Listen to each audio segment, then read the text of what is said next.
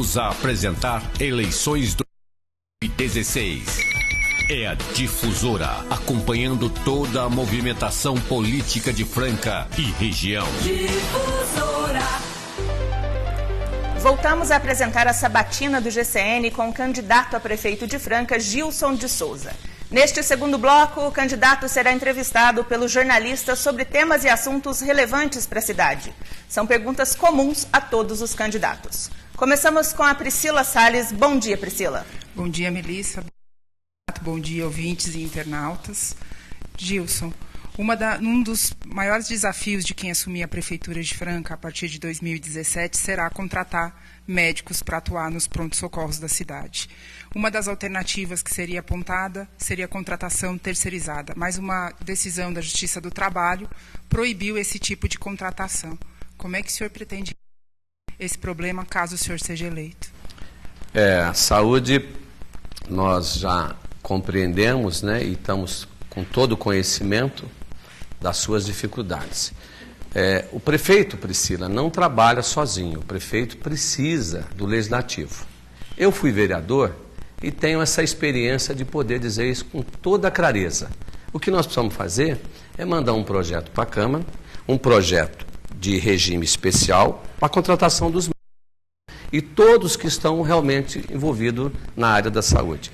Esse projeto a contratação de médico precisa passar pela Câmara Municipal de Vereadores, porque nós precisamos criar uma outra alternativa de mudar essa tratativa que tem para poder fazer a contratação. Gilson, existe a lei de responsabilidade fiscal, que a Franca já está no gargalo, está com 49% do seu orçamento comprometido, quando o limite é 52%. Como é que o senhor vai fazer para contratar médicos? Segundo o último levantamento feito pela própria Prefeitura, seriam necessários a contratação de pelo menos 40 médicos para suprir essa demanda. Como é que o senhor pretende contratar médicos, que é um profissional caro, sendo que existe a lei de responsabilidade fiscal, que ainda que a Câmara aprove esse projeto que o senhor pretende mandar, vai barrar por conta dessa lei de responsabilidade? Então, Priscila, nós precisamos depois discutirmos isso em parceria.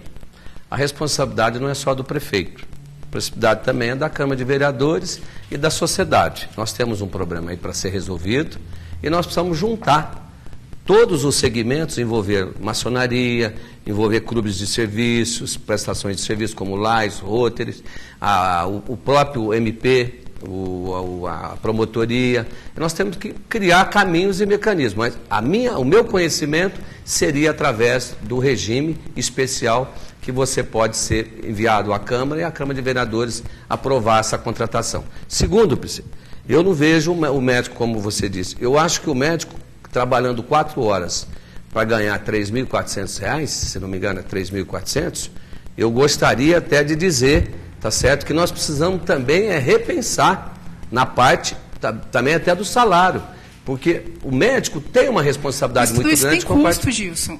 Eu estou falando, essas coisas todas que o senhor está prevendo, tem custo. E o custo, a cidade de Franca não tem um orçamento tamanho que permita isso.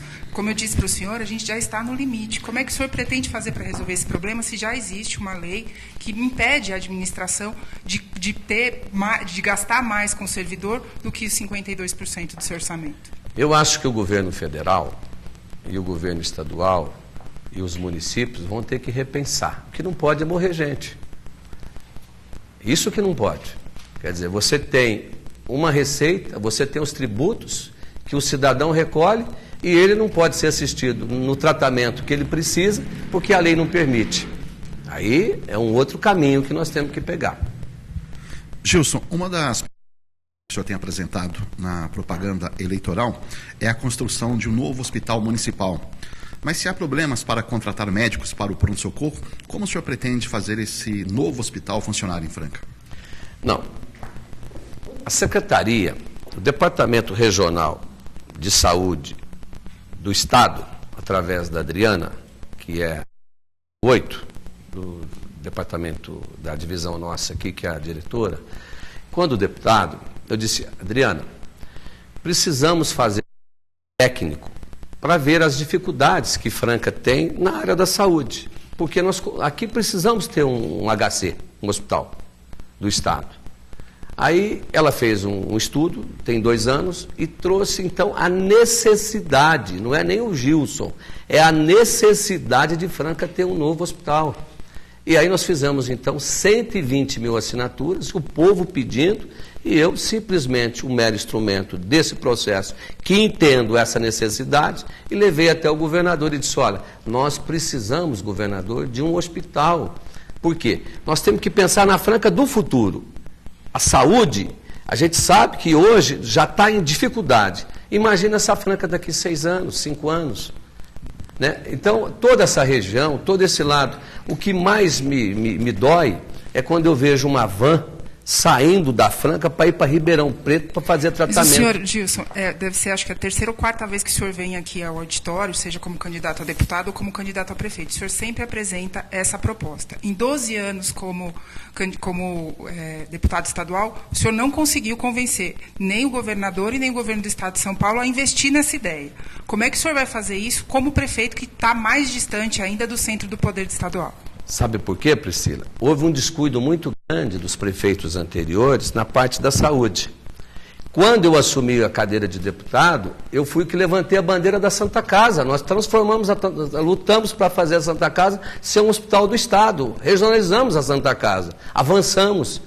A Santa Casa recebia na época 600 mil reais, que era o pró-Santa Casa. A gente avançou muito. A gente mudou a tratativa da saúde. Tanto é verdade que eu fiquei o deputado da saúde. Nós mudamos a forma de assistir. A gente foi ao governador, a gente avançou muito. A gente ajudou Allan Kardec, Santa Casa, e o hospital ficou para depois. Mas a luta não para. A luta é o hospital. Não é eu querendo, é a necessidade de um laudo técnico pela Secretaria de Saúde da nossa região e do Estado. Não tem como sair disso. Mas se não for o Alckmin, qualquer outro governador tem que trazer para Franca o HC. Não tem outro caminho. Gilson, eu gostaria de mudar de tema agora, falar sobre educação. Atualmente, segundo dados da própria Secretaria Municipal de Educação, cerca de 2.000 crianças aguardam na fila por vagas em creches. Outras 250 crianças, mesmo com ordens judiciais em mãos, não conseguem ser atendidas.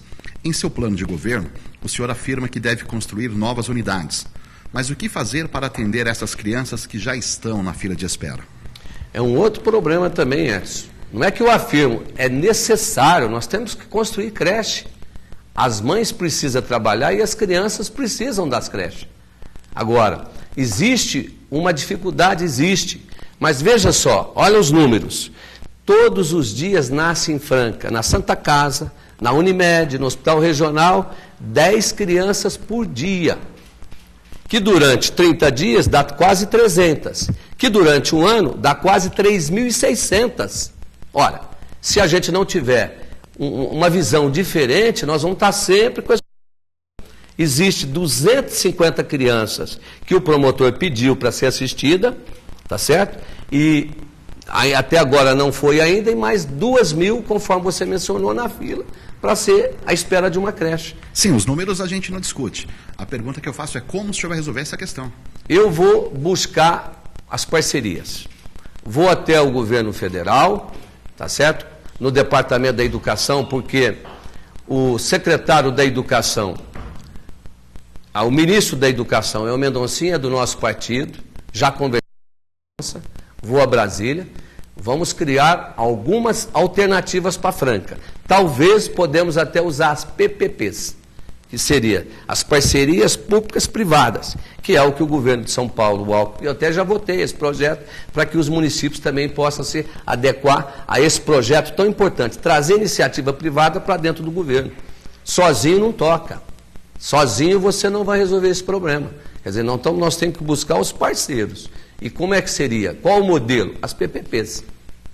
Gilson, trocando de tema mais uma vez, o senhor tem defendido que é necessário aumentar a fiscalização do sistema de transporte público, que hoje tem uma das maiores tarifas do Brasil, aqui em Franca, que são R$ 3,80. Como o senhor avalia esse valor que é cobrado? E o senhor tem alguma proposta para a redução desse valor da tarifa de transporte público na cidade? Priscila, o eixo central do nosso governo é o cidadão.